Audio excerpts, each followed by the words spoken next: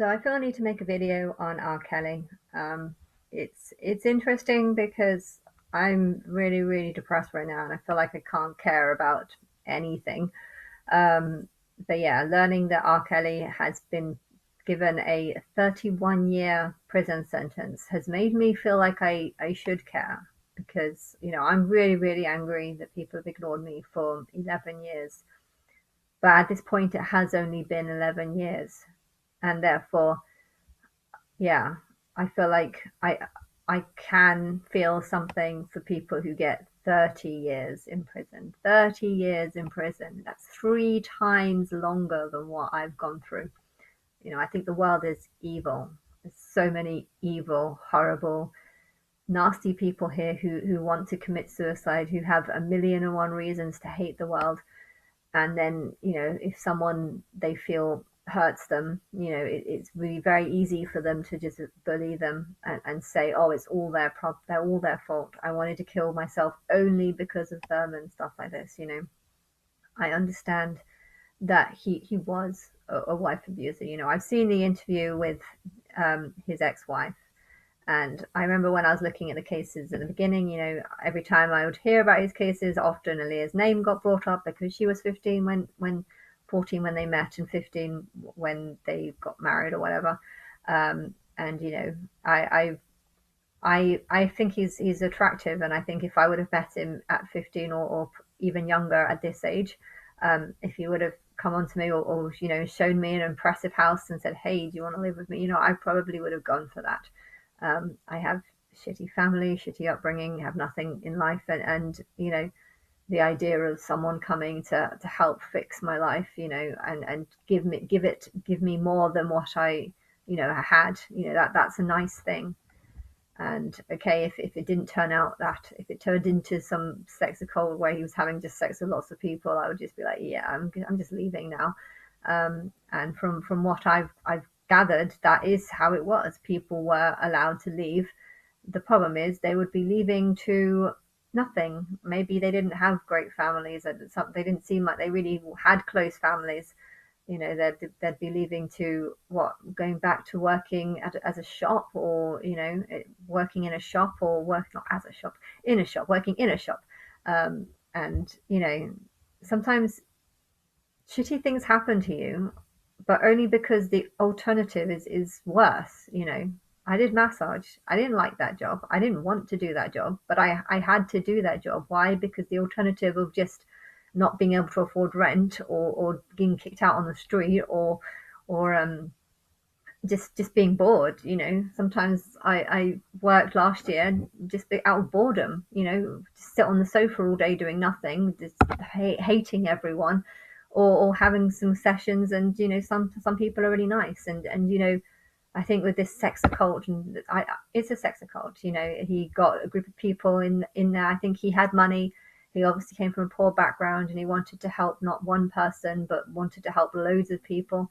I think his relationship with his ex didn't work out, and it probably did turn into abusive, and he did probably hit her, and it probably, there was probably bad things that he did, and I think he felt that he didn't want that any longer, and he wanted to help lots of people, and he had a big mansion. So why not find a group of fans and say, uh, do whatever I want you to do, and you can stay here. And if you don't want to stay here, you can go and leave. And they would have felt trapped, because it's just like, I don't really want to stay here, but then if I leave, well, what else am I going to do? Go back to working as in a shop, or go to families that I didn't really like, or this world is a really horrible place, and people can feel suicidal for loads of reasons, and then something bad can happen, and you can just be like, well, that's why I felt bad. But at the same time, it's just like, yeah, well, you probably would have felt bad doing anything else.